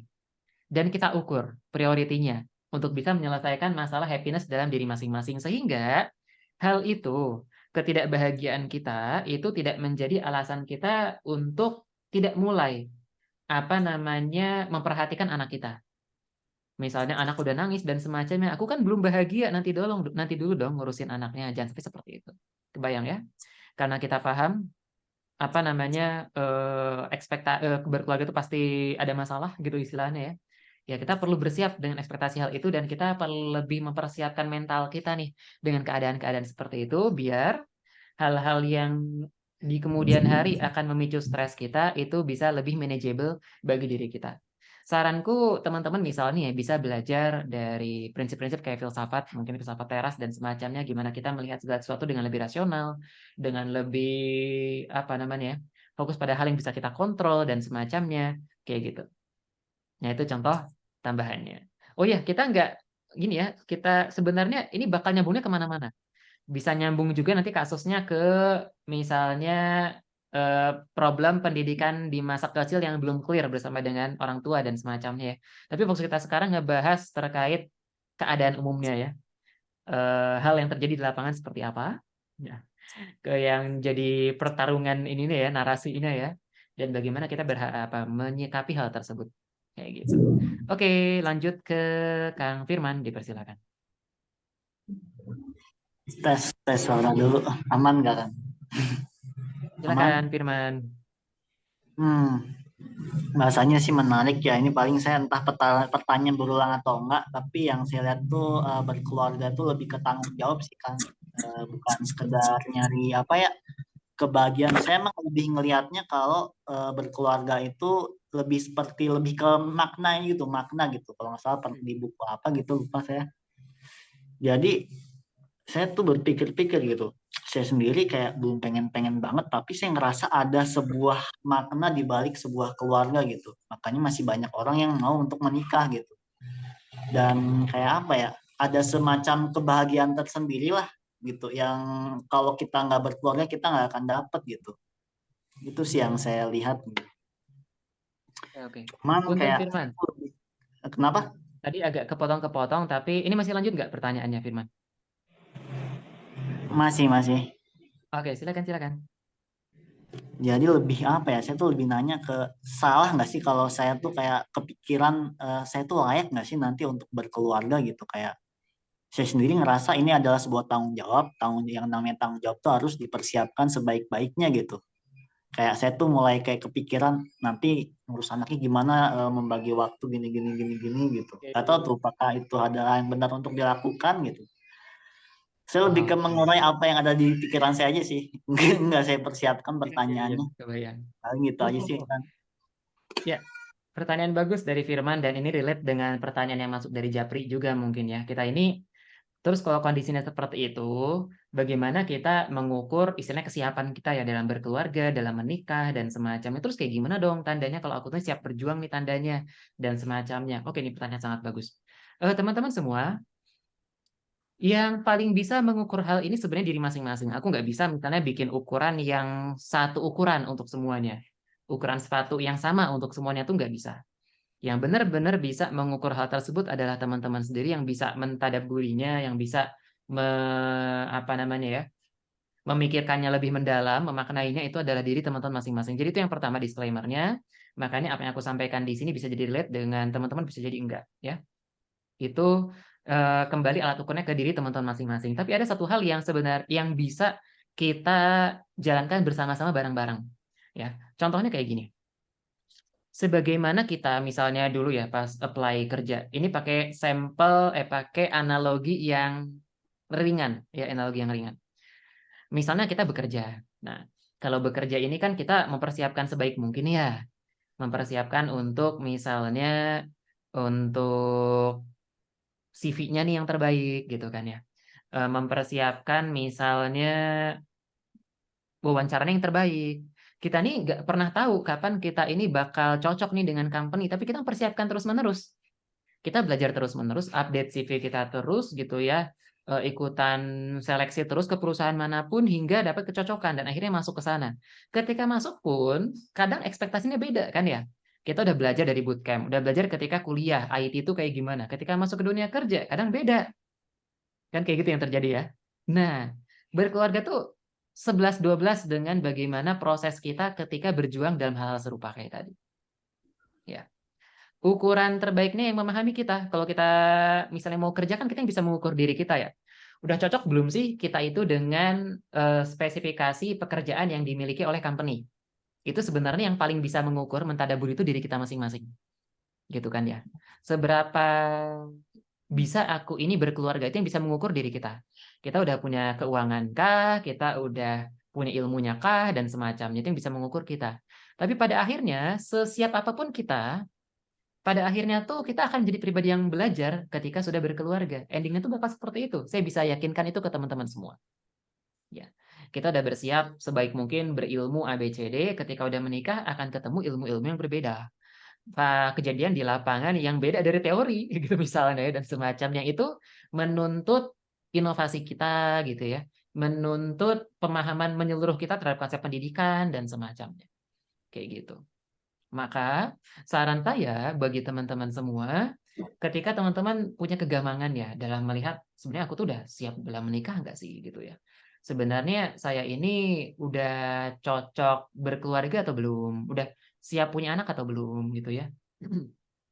Teman-teman coba lihat aja bagaimana tantangan pernikahan yang teman-teman hadapi saat ini sebagai personal ya. Kalau misalnya teman-teman punya problem terhadap misalnya pendidikan di masa lalu, mungkin ada urusan yang belum selesai dengan orang tuanya dan semacam itu jangan-jangan bisa jadi salah satu indikator teman-teman itu lebih siap dalam berkeluarga, memaafkan masa lalu. Misalnya ya, kalau teman-teman di sini merasa kayaknya kalau dari segi keuangan gue belum siap nih kalau misalnya harus menghidupi 2 orang. Ya masukkan itu menjadi parameter teman-teman, ya. Karena ukurannya tuh akan sangat spesifik buat teman-teman masing-masing. Aku nggak bisa ngasih nilai eksaknya, kayak gitu ya. Tapi spirit yang perlu dikelolanya tuh satu, terus belajar dan terus berjuang. Nah, jangan sampai misalnya belum sempurnanya ilmu kita membuat kita tertahan terus-menerus dan menganggap bahwa ya aku tuh selamanya nggak siap gitu ya. Aku ini selamanya nggak cocok jadi orang tua. Nah, itu yang perlu dihindari. Ya, FYI teman-teman semua ya. Teman-teman berkeluarga dan punya anak itu bagian dari bela negara. Percaya sama saya. Bagian dari 17 Agustus. Bagian dari perjuangan kemerdekaan. Kenapa? Kalau nggak pengen di kemudian hari, generasi di bawah kita harus menanggung beban dari generasi kita harus berkeluarga dan harus punya anak. Jepang itu sekarang mulai merasakan beban untuk mengelola orang-orang usia tua itu dibebankannya ke anak-anak muda. Pajaknya semakin besar ke mereka dan semacamnya semakin besar ke mereka sehingga buat ngebangun negara pun semakin tertatih-tatih. Uangnya habis buat ngurusin generasi sebelumnya. Kenapa? Ya karena nggak bisa keep up perkembangan negaranya dengan populasi. Kalau misalnya berkeluarga itu bisa disebut sebagai bela negara, saya bisa bilang berkeluarga itu bela negara. Teman-teman tuh sedang berjuang agar generasi setelah kita itu nggak kewalahan, terlalu berat menanggung beban generasi kita. Karena pada child free semua, nggak pada punya anak, akhirnya bebannya dibebankan ke generasi bawah kita dan semacamnya. Itu contohnya ya. Bahkan bisa bikin negara Indonesia maju ya. Kalau misalnya orang-orang yang mengelola negara, yang mengelola anak ya, yang punya anak itu adalah orang-orang seperti teman-teman semua yang ada di sini. Yang udah belajar ilmu keluarga dan semacamnya. Gitu. Itu aja mungkin ya poin secara umumnya. Jadi nggak ada jawaban yang spesifik. Ini perlu diukur ke diri masing-masing. Yang penting terus berjuang dan terus mengilmui. Lanjut berikutnya ke Kang Atep. Baik. Assalamualaikum Kang Asa. Waalaikumsalam Kang Atep. Oke. Kang, saya mau mungkin gini ya dari materi ini. Mungkin yang saya pandang kan setiap masing-masing istri atau suami secara ideal punya tugas masing-masing gitu ya Kang, gitu ya. Cuman mungkin realitanya, mungkin kenyataannya mungkin nggak begitu ya Kang. Nah itu Betul sekali. eh, mungkin yang saya tangkap tadi justru harus saling bekerja sama mungkin ya, saling kolaborasi dan lain-lain. Nah itu tuh menurut saya ya itu mindset yang hilang gitu ya Kang. Nggak tahu sih menurut Kang Asa gimana gitu ya. Kemudian saya mau Iya. tanya juga, menurut Kang Asa kalau perempuan yang bekerja itu bagaimana sih ininya apa? Oke. Ada Pertanyaan yang bagus banget, bilang Atep. kan Thank you. nggak boleh gitu ya. Iya, Gimana? iya. Oke, pertanyaan bagus banget. Terima kasih, Atep, untuk pertanyaannya. Ya, kalau dibilang yang hilang dari keluarga apa, mungkin salah satunya spirit saling tadi, gitu ya. Salah duanya adalah ekspektasi yang rasional. Itu yang hilang yang kedua dari keluarga. Jadi nyambung dengan pertanyaan berikutnya dari Atep. Maksudnya gimana? Dunia itu memang tidak manis. Kenyataannya kayak gitu, teman-teman semua ya. Untuk bisa ada keluarga yang untuk bisa menghidupi keluarganya, maka suami dan istri keduanya harus bekerja. Ada keluarga yang misalnya untuk menghidupi keluarganya yang bekerja harus si istri, karena suaminya mungkin skillnya terbatas gitu ya. istrinya lebih tangguh skill-nya, akhirnya istri yang kerja, malah suami yang ngurus anak di rumah dan semacamnya. Semua yang kita pelajari dalam sekolah pranikah, dalam mungkin kalau buat yang umat Kristen itu bahkan ada pendidikan keluarga di gereja ya, itu ada contohnya seperti itu. Itu memang kondisi ideal yang diharapkan bisa kita kejar. Itu adalah tujuan akhir kita Jakarta, misalnya kayak gitu ya. Tujuan akhir kita ke Singapura. Nah, itu adalah kondisi ideal tadi. Tapi ekspektasi kita harus benar untuk mencapai ke sana bahwa dunia itu memang tidak seideal yang kita lihat dalam materi-materi kelas sekolah pranikah. Karena kita terhimpit macam-macam. Buat keluarga yang sandwich, kadang istri harus kerja juga gitu ya. Kadang harus sambil part-time juga buat nambah-nambah. Apalagi kalau keluarganya misalnya punya hutang ratusan juta mungkin ke yang lain gitu ya. Atau misalnya keluarganya ada yang sakit keras sehingga harus membiayai pengobatan orang tua. Ya, itu memang keadaannya. Ups, ada yang bocor, sorry. Ya, keadaannya dunia itu memang tidak seideal itu teman-teman semua. Tapi di tengah ketidakidealan itulah justru di sini kita perlu tadi ya spirit salingnya.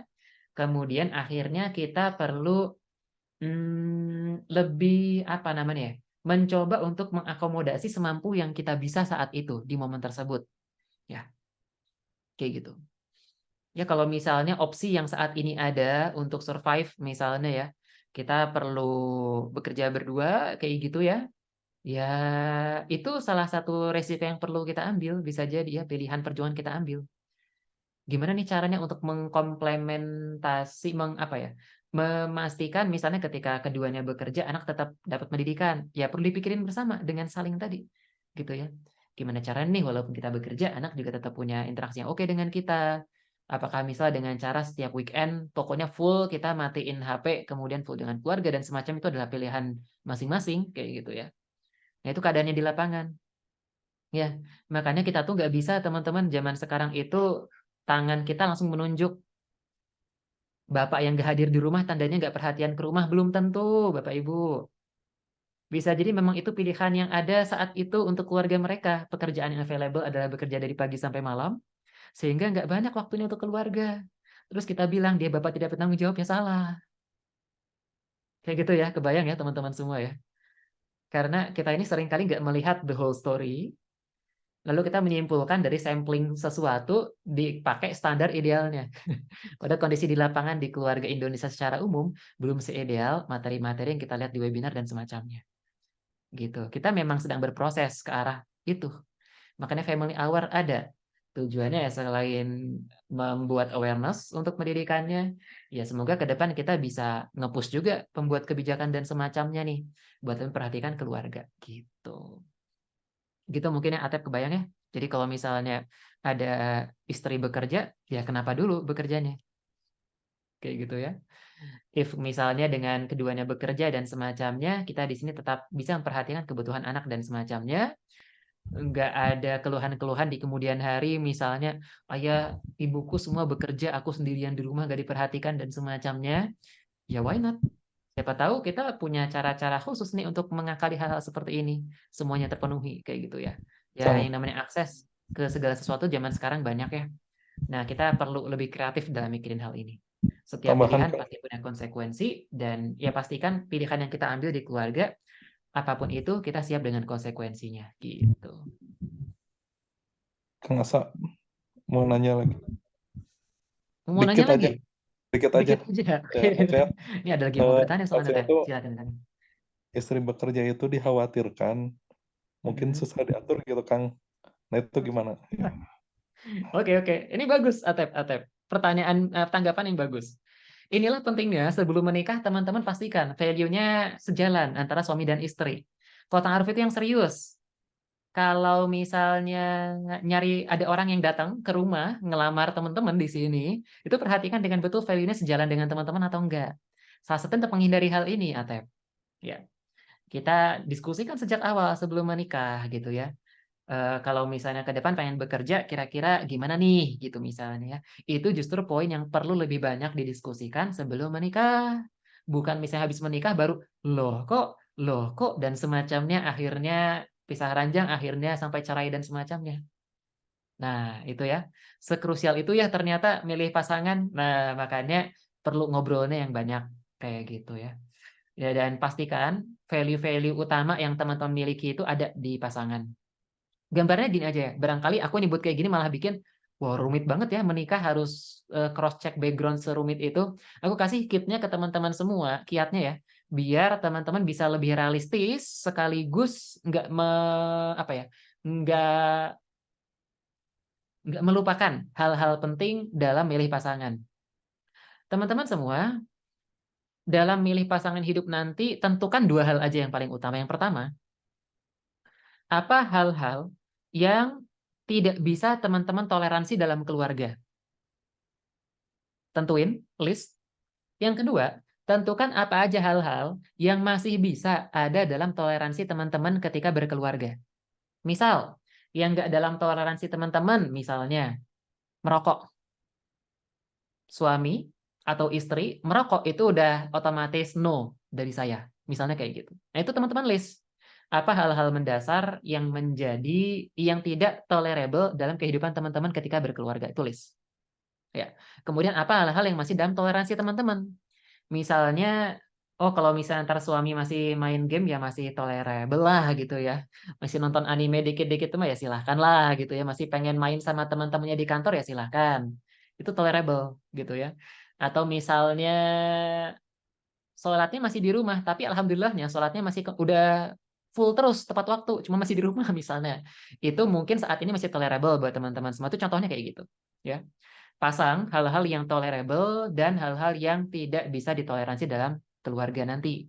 Nah, itu akan memudahkan teman-teman buat mengukur apakah dia cocok atau enggak buat teman-teman. Daripada teman-teman bikin CV, bukan daripada sih ya. Ya daripada teman-teman itu mengacunya saklek dengan CV yang teman-teman bikin. Itu kadang teman-teman malah nggak bisa mikir karena informasi di CV terlalu banyak. Tapi kalau misalnya dengan konsep kayak tadi, bisa lebih kelihatan kan, mana sih yang bisa aku toleransi dan mana yang nggak aku toleransi. Dan akhirnya teman-teman dalam berkeluarga pun nanti nggak kaget. Oh, karena udah kita sepakati di awal ini tolerable, ya kalau ntar udah menikah, kemudian ternyata suami masih ngorok dan ngoroknya keras sekali, aku nggak kaget. Gitu ya. Ketika udah menikah, ternyata istri pengen S2, ya aku nggak kaget gitu ya. Karena udah sama-sama disepakati bahwa ini adalah hal yang kita akan toleransi ketika berkeluarga. Kebayang ya? Gitu. Lanjut. Dari Lulu. Terakhir pertanyaannya. Dari Lulu. Bismillah. Izin masuk ya, Kang Asa. Silakan. Terdengar nggak, Kang? Terdengar jelas sekali. Sebenarnya aku pengen nanyain, kan tadi kita ngomongin perkara kewajiban ya sebenarnya. Kewajiban, terus kayak value, banyak pengorbanan, dan segala macam. Nah, kadang-kadang ada beberapa hal yang tadi kan kita harus mikirin realistis ya. Ada beberapa perempuan yang tidak bisa membedakan mana berkorban dan mana yang bunuh diri gitu. Sebenarnya ya. Kalau istilah psikologinya disebutnya masokis ya kalau nggak salah. Jadi kayak mencintai sesuatu yang menyakitkan lah istilahnya ya kalau nggak salah ya. Nah, sebenarnya apa sih yang menjadi batasan gitu ya berkorban dan juga si masokis ini gitu? Oke, Karena ada beberapa kasus kayak misalnya ya perempuannya itu misalnya dapat KDRT dan segala macam. Terus alasan dia adalah ya aku berkorban buat suami. Ada suaminya yang sakit, terus keadaannya dia terhimpit dan segala macam. Aku kerja mati-matian jadi TKW dan segala macam buat suami dan segala macam. Kan sebenarnya perempuan bisa memilih untuk bercerai ya kalau tidak memiliki nafkah lahir dan nafkah batin, betul nggak? Betul. 3 bulan tuh ada batasnya 3 bulan. Kenapa orang-orang itu memilih berkorban itu? Apakah pengorbanan itu sudah benar atau belum gitu? Terus untuk membedakan pengorbanan dan masokis ini seperti apa ya Kang gitu? Agar batas pengorbanan ini tuh jelas gitu. Karena bahaya kalau misalnya orang-orang menyakiti dirinya ya, menzalimi dirinya. Kayak tadi kan berkorban berlebihan gitu ya. Dan itu zolim terhadap diri sendiri dan juga agama gitu. Itu sih Kang yang mau ditanyain. Ya, kebayang, kebayang. Ini menarik banget pertanyaannya. Inilah yang membuat berkeluarga menarik, teman-teman semua ya. Karena kalau kita bicara konteksnya keluarga, keluarga itu tadi full of value ya. Banyak banget value yang apa namanya mengikat kita ketika berkeluarga. Karena memang berkeluarga itu bicaranya value semua. Ya terkait keputusan apakah kita mau punya anak atau enggak itu bicara value. Terkait misalnya pendidikan anak mau diarahkannya kemana itu bicara value. Terkait apa nilai yang mau diberikan kepada anak itu value juga. Orang Barat, misalnya orang Eropa, orang Amerika, contoh ya, menganggap LGBT bagian dari value. Makanya mereka perjuangkan hal itu. Kalau misalnya di Indonesia kayak gimana? Ya tergantung value kita yang mau dipegang apa. Kayak gitu kan ya. Kalau misalnya yang Muslim jelas gitu kan. Yang agama Abrahamik biasanya jelas terhadap kasus seperti ini. Contohnya seperti itu kan ya. Nah, makanya ketika kita bicara tadi misalnya contoh terkait urusan masokisme tadi ya. Nah, itu kembali ke kita perlu ini sih intinya L ya. Perlu kita retrospektif, lihat kembali flashback apa yang menjadi runtutan masalah hingga sampai pada tahap tersebut. Kebayang ya? Jadi kita nggak bisa lihat hanya di momen KDRT-nya saja. Apa runtutannya? Kayak gitu. Dari mulai mungkin sejak awal apakah ada kesepakatan bersama antara suami istri terkait value yang dipegang di keluarga, nggak boleh main tangan misalnya. Nggak boleh bentak kasar dan semacam itu udah disepakati bersama, tapi ketika berkeluarga kemudian tidak sesuai dengan yang menjadi komitmen bersama di awal, kayak gitu ya. Ya pada akhirnya kan komitmen tersebut bisa di ini ya, diobrolin bersama kayak gitu ya. Ya karena sudah nggak se-value misalnya, ya bisa jadi memang solusi terbaiknya adalah kita pisah daripada nanti anak jadi korban, daripada aku capek karena apa namanya urusan yang sudah menjadi komitmen bersama tapi ternyata tidak bisa kita penuhi bersama kayak gitu ya. Ya kita memilih untuk bercerai, misalnya seperti itu, gitu ya. Jadi kembali ke value-nya yang disepakati awal seperti apa dalam pernikahan. Kalau misalnya bagi seorang muslim tentunya di sini value-nya akhirnya bicaranya nggak hanya value pribadi, tapi bagaimana value apa namanya Al-Quran dan hadis ya yang ada nih dalam kehidupan tersebut kayak gitu. Nah, jadi itu poinnya ya. Jadi ketika misalnya bicara masokisme tadi misalnya diukur ya masokisme yang dimaksud seperti apa? Apakah apa namanya ya tadi ya udah nggak sesuai komitmen dan semacamnya berusaha berjuang. Nah berusaha berjuang di situ tuh apa ikhtiar yang sudah dilakukan ya apakah sudah misalnya sempat mediasi sempat ngobrol baik-baik empat mata dengan pasangan tapi tetap terjadi ya bisa jadi solusi terbaiknya adalah memang berpisah kayak gitu ya itu memang solusi salah satu solusi walaupun itu non apa ya non preferable ya nggak sangat bisa kalau bisa sangat dihindari deh kayak gitu istilahnya ya tapi adanya syariat apa ada cerai itu kan bagian bahwa cerai itu opsi gitu ya bukan berarti cerai itu nggak boleh cerai itu opsi cuma non favorable kalau bisa diperjuangkan bersama dulu dikomunikasikan bersama sampai diperjuangkan bareng kok tetap susah ya ya udah ambil opsi tersebut kayak gitu ya karena manusia itu kita nggak bisa lihat dalam hatinya gimana kan secanggih-canggihnya kita kayak kata Kak Atep ya di sini ya. Udah diobrolin di awal komitmen A, B, C, D, di lapangan berbeda. Ya, itu ikhtiar kita sebagai manusia. Yang bisa kita usahakan di momen tersebut adalah menggali dari pasangan, dari calon pasangan. Udah digali sedemikian rupa, di kemudian hari nggak sesuai nih dengan komitmen di awal. Itu di luar kendali kita. Kalau udah di luar kendali kita, itu udah lain kasus. Apa yang kita ikhtiarkan sampai sekarang udah bener kan?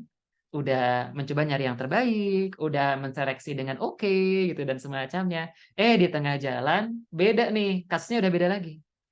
Kebayang ya? Ikhtiar yang ada dalam kendali kita sudah kita lakukan, di tengah berbeda. Nah, itu nanti opsinya akan berubah lagi. Kayak gitu gambaran kasarnya ya. Nah, kayak gitu teman-teman semua. Jadi memang apa namanya saling tadi ya kalau ada KDRT dan semacamnya coba saling ngobrol gitu ya penyebabnya apa sih gitu ya karena KDRT ini bisa jadi kalau aku lihat risetnya ya itu output simptom apa namanya akar masalahnya itu bukan KDRT-nya. Nah coba tuh cari akar masalahnya sebenarnya apa sih ada perbedaan mendasar apa yang bikin ini terjadi. Nah itu yang coba digali dulu di keluarga gitu ya sebelum berkesimpulan bahwa karena hal ini terjadi, maka satu-satunya solusi bisa jadi adalah cerai kayak gitu ya. Nah gitu contoh kasarnya teman-teman semua.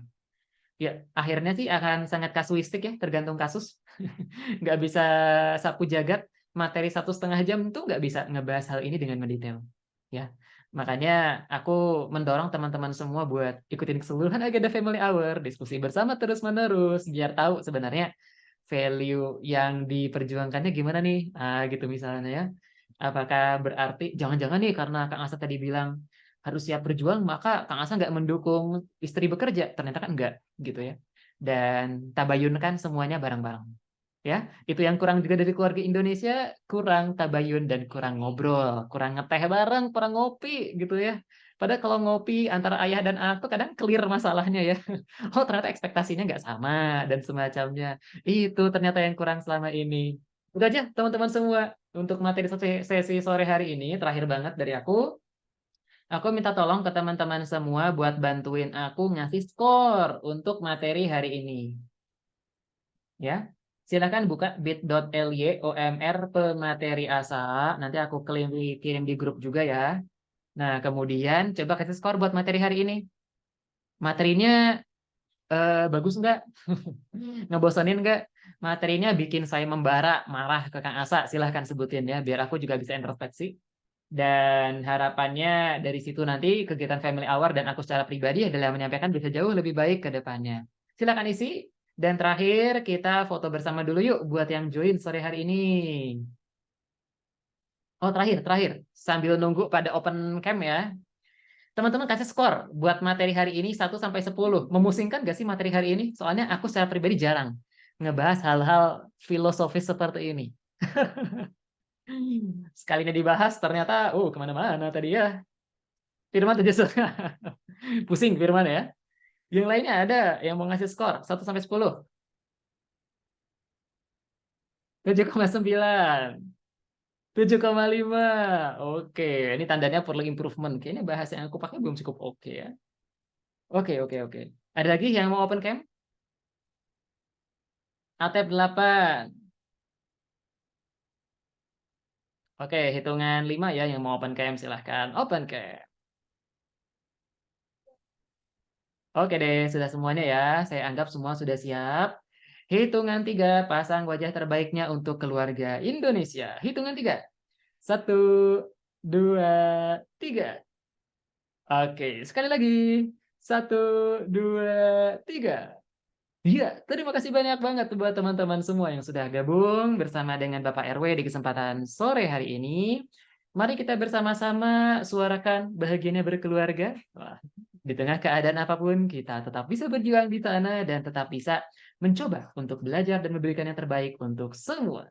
Dari saya cukup sekian teman-teman semua. Mohon maaf apabila ada hal yang kurang berkenan atau materi yang terlalu berat dan semacamnya. Semoga bisa dimaklumi.